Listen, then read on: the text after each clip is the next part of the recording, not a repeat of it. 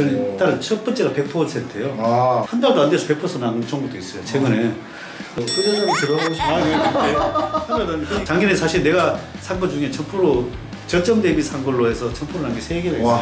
그거 하나는 할 수 있어요. 네. 하나는 HMM. HMM 보유자신가요? 네.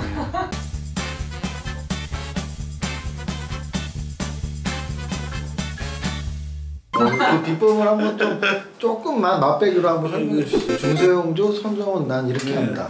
첫 번째는 회사가 망해야 되니까 자산 가치가 있어야 되고, 그다음에 두 번째로는 자기만의 스타일이 있는 거예요. 스타일인데 내 같은 경우에는 대주주가 좀 지분이 뭐 많거나 조금 쉽게 말씀드리면 이제 주주 전체 100% 지분 중에 많다는 건 아마 뭐 한 30% 또 50% 요 정도가 많은 거고, 어떤 회사들을 보면 정말 5% 10%짜리 있거든요. 그런 건 주인도 자주 바뀌고 또 대주주 입장에서 얼마나 그 회사가 시원치 않았으면 자기 주식을 버리고 나간 거거든요. 주인 없는 회사들이 있어요. 그래서 아마 우리 배 대표님의 말씀은 5% 10%의 최대주주 지분이 있는 회사는 좀 믿음이 덜 가니까 적어도 30% 50% 이상 이런 데가 주인이 그 회사를 계속 가꾸고 있는 회사다, 뭐 이런 뜻인 거죠? 네네. 물론 이 작은 회사들 중에도 매출액 성장률이 높고 이익 성장이 높은 기업들도 있어요. 사실은 기법이 좀 다양해요. 매출액 성장성이 있는 기업들이나 발굴해서 10배가 나오는 종목들이 꽤 있어요. 작년에 같은 경우에도 한 10배가 나온 게 있어요.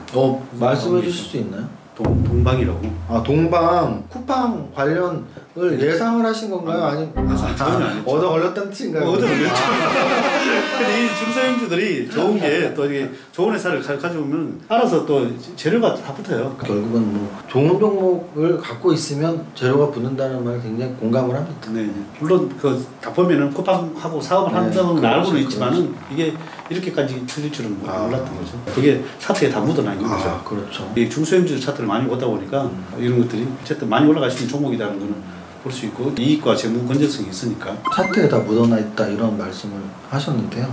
예전에 어디서 그런 글을 본 것 같아요. 슈퍼개미 분들, 성공한 일반 투자자분들은 차트 얘기를 하는데 뭐 애널리스트나 기관분들은 뭐 차트 얘기 안 한다. 근데 그건 저는 너무 당연하다고 생각해요. 실전 투자를 한다면 당연히 성공하고 싶으면 차트 공부를 해야 되고요. 그래서 일반인들 중에서 성공한 슈퍼개미는 거의 다 차트를 보실 줄 알고요. 뭐 기관에서 근무하시면서 애널리스트를 하신다거나 이런 분들은 차트 볼 필요가 없죠. 기업 분석만 하면 되니까.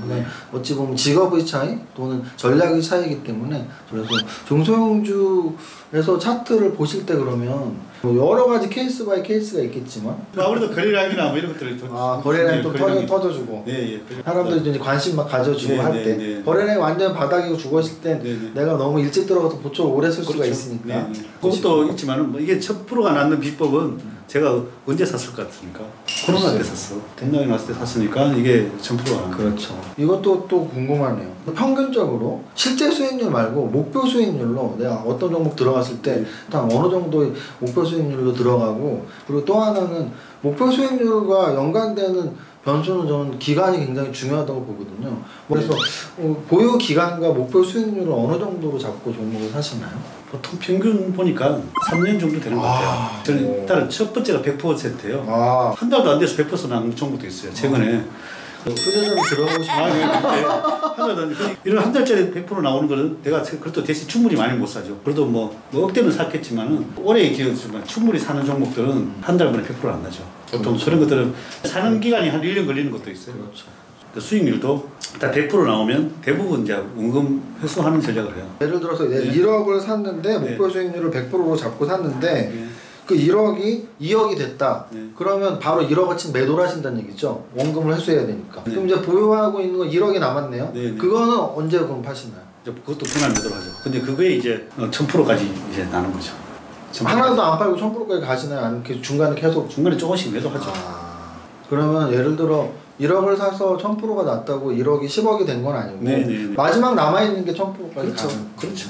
그래서 이게 1000%라는 게 다 1000%가 아닙니다. 제가 1000%. 작년에 사실 내가 산 거 중에 1000% 저점 대비 산 걸로 해서 1000%라는 게 3개가 있어요. 그거 하나는 할 수 있어요. 하나는 HMM. HMM 보유자신가요? 보수적이지는 않은 신투자 같아요. 그러니까 무슨 뜻이냐면 정말 안전하신 분들 있잖아요. 나는 배당주만 살 거야, 나는 은행주 살 거야. 근데 그렇게 투자해서 사실 10배짜리가 이렇게 잡히진 않거든요. 그래서 하지만 아까 말했던 자산 가치도 좀 있고 해서 안전은 보장되어 있는데 좀 변동성이 있고 거래가 실린 종목, 그런 종목을 좋아하시는 것 같네요. 꼭 그렇지도 않고 이렇게 HMM처럼 망하지 않을 수 있고 종목들도 보고 네. 또 뭐 삼성전자 이런 것도 가지고 있고 하여튼 나름대로는 포트를 다 가지고 있습니다. 돈이 많으셔서 그런가요? 또 그런 건 아닌데 농담입니다. 네. 이렇게 투자 인생 한 이제 20년 넘으셨잖아요. 네네. IMF 때부터 하셨으니까. 네네. 근데 진짜 내 투자 인생 20년 이상 중에 투자는 결국은 선택, 결정 이거 연속이잖아요. 네네. 내 20년 중에 그 결정이 가장 중요했어. 그리고 그 결정의 결과가 이랬어. 뭐 말씀해 주실 거 있나요? 사실 제가 생각해 보면 이 길로 빠져든 게 네. 결정이잖아요. 네. 물론 뭐 처음에 투자를 한 거는 사업을 하기 위해서 투자를 했지만 네. 사업을 하다 보면 파이프라인이 있어야 되잖아요. 그렇죠. 난 지금도 누가 뭐 전업 투자 한다 그러면 뭐 돈 나오는 거 있어? 뒤에 파이프라인이 있어? 그렇죠. 없으면 그만두지 마. 항상 파이프라인이 있어야 주식도 잘 되는 거야.